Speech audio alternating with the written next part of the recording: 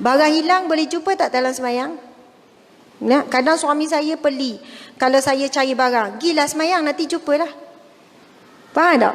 Kan bila semayang dia mari tu kan, mari. Lepas tu kita Allahu Akbar. Kadang sedar bila tahiyat. Ya Allah, tahiyat tu.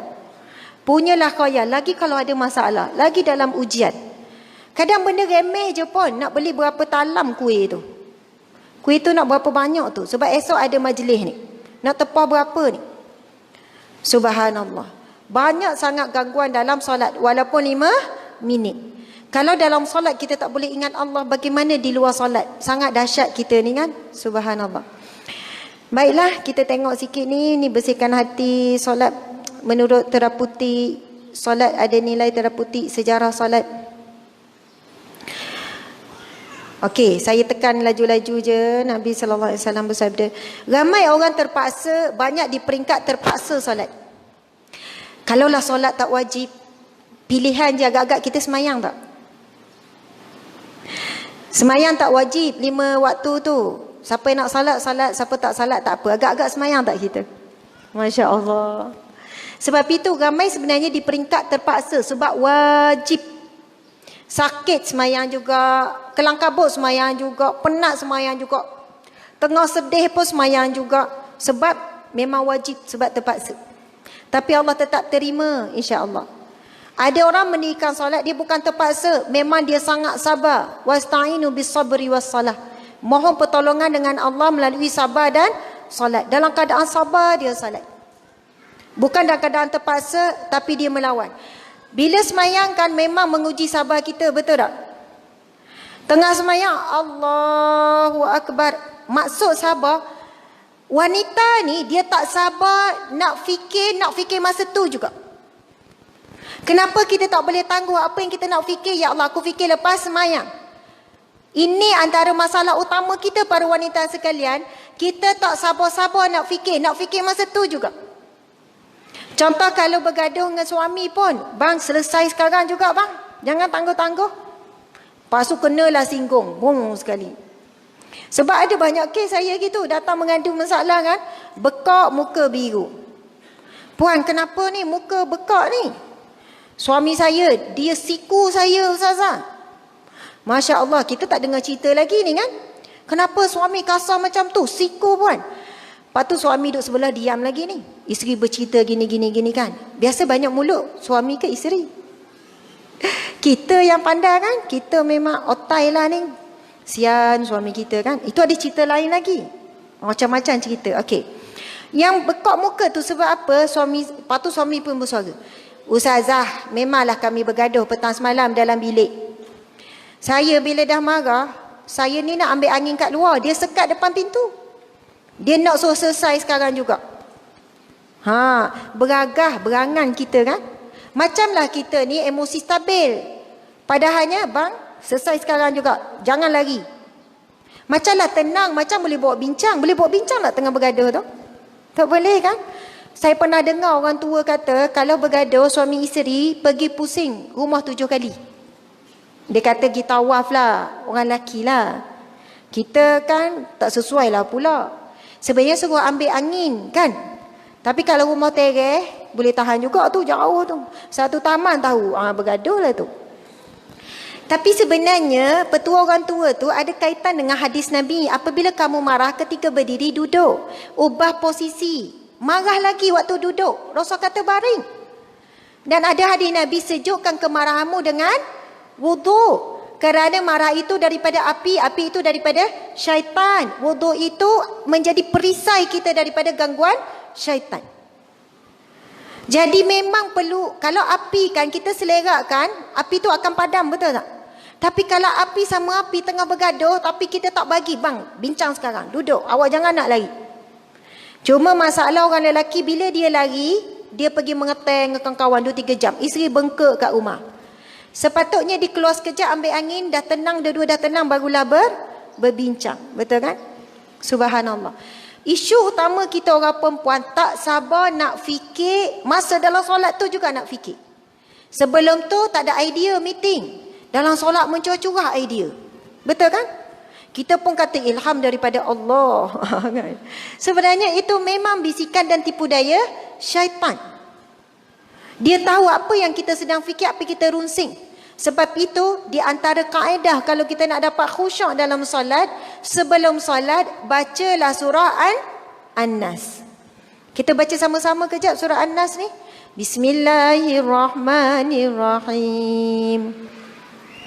Qul a'udzu birabbin nas. Kuat sikit. Malikin nas. Ilahin nas. Min syarril waswasil khannas. Allazi yuwaswisu fi sudurin nas. Minal jinnati wan nas. Sadaqallahul azim. Cuba kita tengok maksud. Lepas ni kita cuba amalkan sebelum solat. Jangan nak tengah marah-marah, tengah kelang kabut terus Allahu Akbar. Sebelum semayang, elok-elok, idam makanan tu. Ni. Umi nak semayang kejap. Allah. Nak masuk pintu solat tu, dia masuk dalam kata buru-buru, masuk dalam keadaan tidak ada terpisah dengan dunia. Sebab itu bila hampa tenang dulu, jangan gaduh kelang kabut nak angkat takbir. Sebab itu disunatkan untuk kita walaupun solat seorang-seorang, sunat apa? Sunat apa? Kita iqamah, betul kan? Nak sedarkan kita nak dirikan solat ni. Allahu Akbar, Allahu Akbar. Asyhadu an la ilaha illallah wa asyhadu anna Muhammadar Rasulullah. Hayya 'alas salah.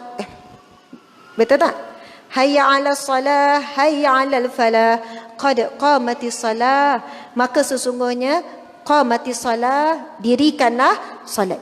Marilah dirikan solat. Jangan masuk ke pintu solat dalam keadaan jiwa kita tak bersedia, dalam keadaan kelang kabut, dalam keadaan marah-marah, dalam keadaan runsing. Kita start dengan iqamah, kemudian kita start baca surah An-Nas tu.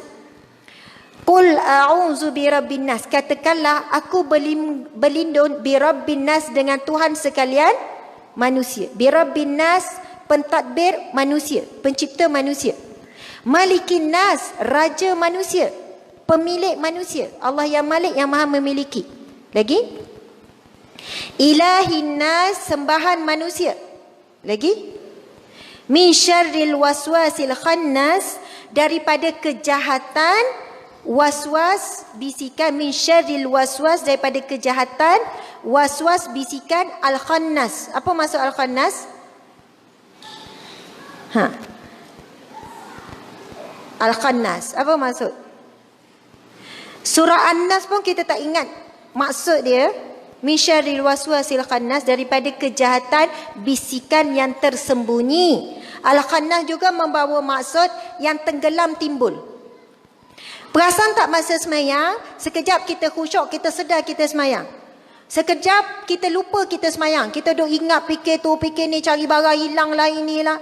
Tadi masuk dari rumah, letak beg kat situ, ni. Kalau boleh bercakap masa semayang, dah jumpa. Tapi tunggu lepas semayang lah, bangun pergi ambil balik. Nak katanya, Al-Khannas ni tenggelam timbul, bisikan tadi tu bisikan syaitan. Dia akan timbul time iman kita rendah. Dan bisikan ini akan tenggelam walaupun dia bisik, kita tak dengar. Kita menang juga. Ketika itu iman kita sedang bertambah. Kan al-imanu yazidu wa yanqus, iman itu bertambah dan berkurang. Kejap tambah, kejap kurang. Sekarang ni di majlis ilmu, iman kita sedang ditambah ke sedang kurang ni? Sedang ditambah. Macam bateri sedang dicharge. Kadang bateri ni boleh kekal lama. Boleh kekal berapa lama? Sehari? Ataupun balik rumah, bateri terus hilang lebih. Balik rumah je Allah uji terus. Tengok-tengok ada plekat bergulung. Plekat siapa lah ni? Padahal tak ada orang lain kat rumah tu. Dia dua orang je. Ni siapa baca surat khabar ni? Tak tahu nak sipar ni. Sepatutnya kita bawa charge apa balik, hati yang tenang, hati yang lapang, sebab datang majlis ilmu, betul kan? Sepatutnya kita menjadi orang yang sabar. Itu hasil ilmu. Ilmu ini maksudnya, contoh kesan daripada ilmu bukan bertambah ilmu tu. Maksudnya bertambah akhlak kita semakin baik. Itu hasil daripada ilmu. Akhlak kita baik. Bila tengok pun tenang, angkat je.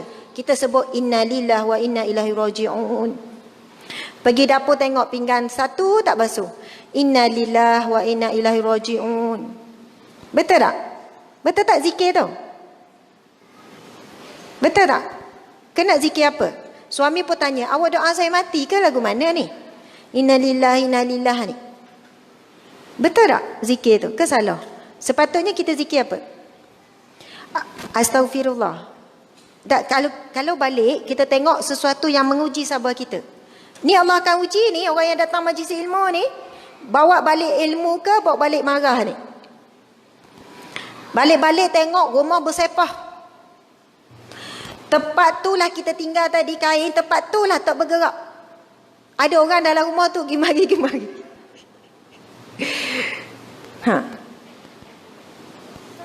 Apa perkataan yang kita nak keluar?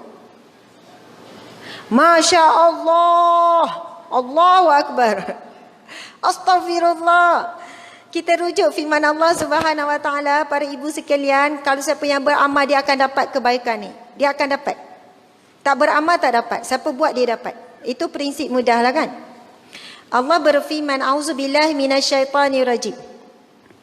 Alladzina idza asabatuhum musibatun qalu inna lillahi wa inna ilaihi raji'un. Ulaika alaihim salawatum min rabbihim. Sadaqallahul azim. Allah memang dah janji hidup dan mati kita untuk diuji. Lalu Allah bagi kita skill macam mana nak hadapi ujian tu supaya kita berjaya hadapi ujian tu. Dan hari-hari kita diuji benda yang sama. Perasan tak ibu-ibu sekalian? Isu sama je. Cerita sama, hal sama. Kadang-kadang kita sebut dekat mulut. Bila awak nak berubah ni daripada muda sampai ketua, sama perangai. Bila awak nak ni tengok rumah orang sebelah tu, suami dia macam mana? Rajin. Bagian ngemas suami dia tahu tak? Awak ni macam-macam. Kalau nak bebel lah kan. Rupanya Allah uji kita. Kenapa suami tak berubah, anak tak berubah? Rupanya hari-hari Allah nak bagi kita pahala memberi nasihat yang baik.